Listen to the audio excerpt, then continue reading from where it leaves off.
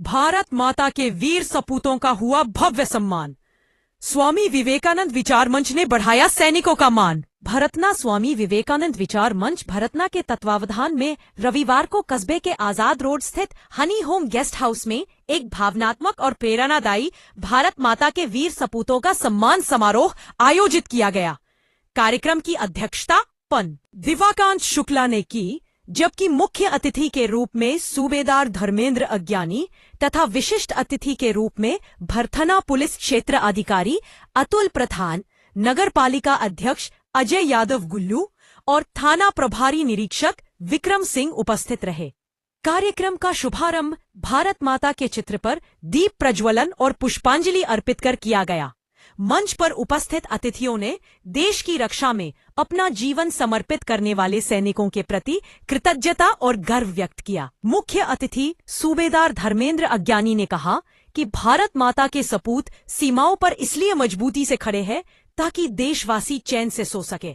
सैनिकों के सम्मान से ही राष्ट्र की आत्मा सशक्त होती है।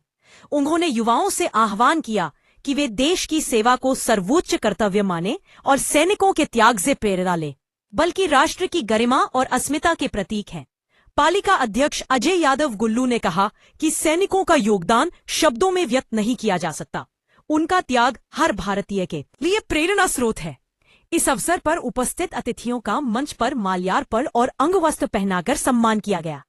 कार्यक्रम में राजेंद्र सिंह चौधरी, करुणा शंकर दुबे, अध्यक्ष हाकिम सिंह यादव, संयोजक डॉक्टर अनीता सिंह, सूबेदार जयवीर सिंह, प्रेमचंद पोरवाल, कृष्णकांत यादव, एडवोकेट राघवेंद्र कुमार श्रीवास्तव, आनंद प्रकाश कौशल, सत्य प्रकाश गुप्ता, विनोद कुमार यादव, ब्रिजेश चंद्र गुप्ता, अजय गुप्ता सहित मंच के अनेक सदस्य और नगर के गणमान्य नागरिक उपस्थित रहे।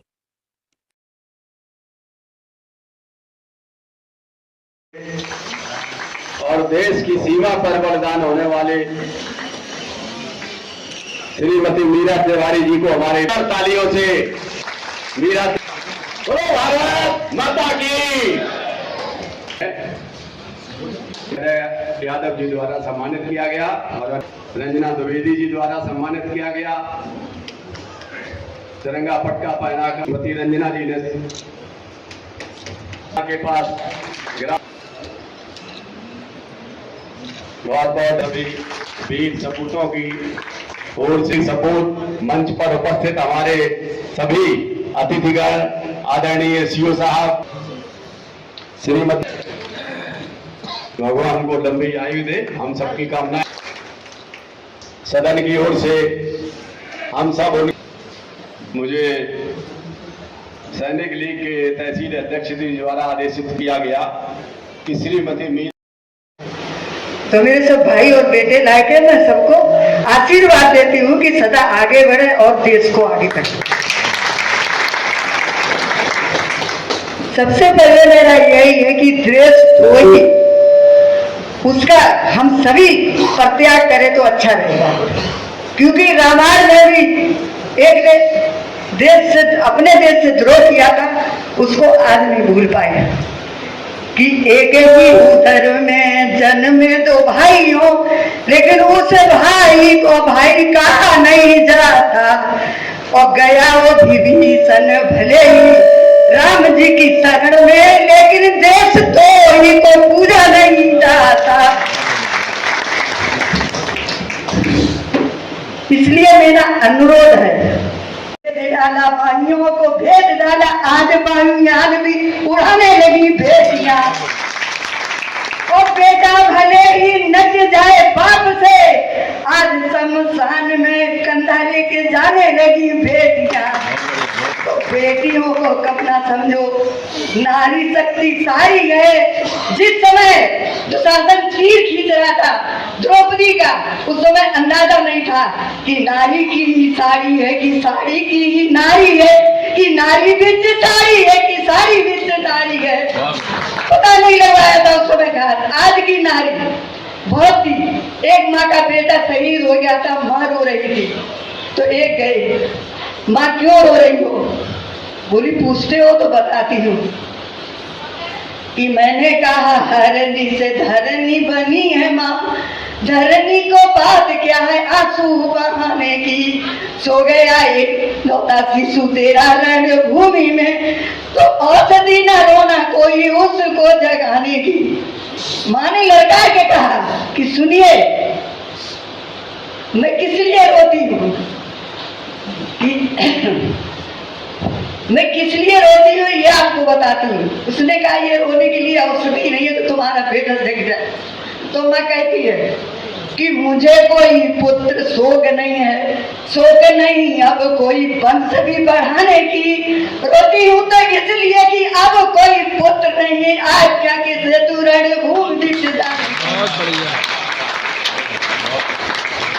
और हमारे क्षेत्र के सीओ साहब, हमारे थाने के इंस्पेक्टर साहब, हमारी नगर पालिका के अध्यक्ष जी दिवाकांत शुक्ला जी, कर्नल शंकर दुबे जी। नहीं है मास्ता का दीप पिता, विश्वास हुआ करता। जय जय भारत। पवित्र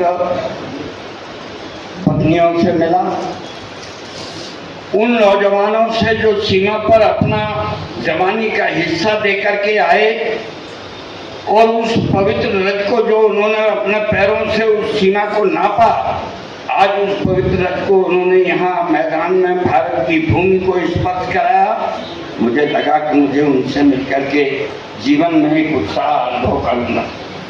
लोग गंगा जल लेने हरिद्वार जाया करते हैं, मेरे लिए सौभाग्य की बात है कि आप सीमा की उस रथ को लेकर, जिसके लिए मैं उन्हें प्रणाम करता हूँ। इसलिए मैं स्वामी विवेकानंद विचार मंच अतिथि सूबेदार मेजर धर्मेंद्र ज्ञानी जी, सूबेदार जयवीर सिंह जी, अध्यक्ष पंडित दिवाकांत शुक्ला जी,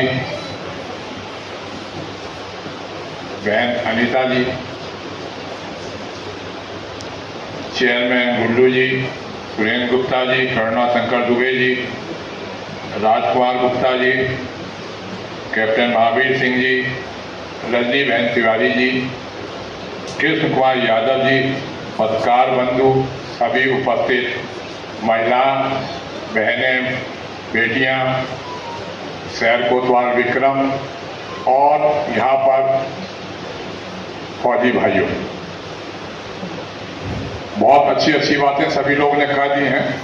कहने के लिए मेरे पास कुछ बचा नहीं है, बस मैं तो इतना ही कहूँगा कि मैं बड़ा गौरव महसूस कर रहा हूँ कि आज मुझे यहाँ बुलाया गया, क्यों फौजी भाइयों की मेहनत से ही हम लोग आज जो हंसी खुशी माहौल देख रहे हैं वो उनकी सीमा पर मेहनत है।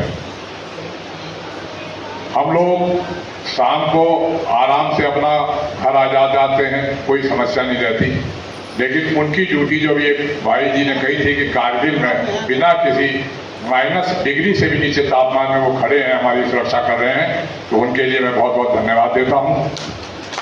मैं बाकी तो कुछ नहीं, लेकिन इतना कह सकता हूँ यहाँ जितने भी फौजी हैं, अभी एक बहन हमारी आंखों में उनके आंसू आया, जो भी हमारे फौजी शहीद हुए हैं उनके परिवारों के साथ हम हमेशा बने रहेंगे और हमारे लायक कोई भी काम हो तो निसंकोच हमको बताएं, हम जरूर करेंगे। हम आपके साथ हैं, जो हमारे सेवारत फौजी भाई हैं। अगर आपकी कोई भी समस्या अगर हमारे लेवल से आती है तो हमारा सौभाग्य होगा कि हम आपकी समस्या को दूर करें। अभी लोग बहुत कुछ कह चुके, मैं कोई वक्ता नहीं हूं, जो मेरे मन में। धन्यवाद आपको। देखिए,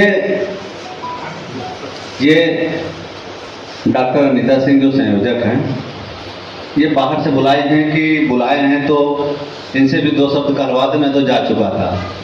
लेकिन मैं आपको बता दूं, स्वामी विवेकानंद विचार मंच, ये मंच ऐसा है, मुझे बहुत अच्छा लगा। वास्तव में हम लोग प्रोग्राम में जाते हैं, धार्मिक प्रोग्राम में जाते हैं और आयोजन में जाते हैं, विद्यालयों में जाते हैं, लेकिन ऐसा मंच बहुत कम मिलता है।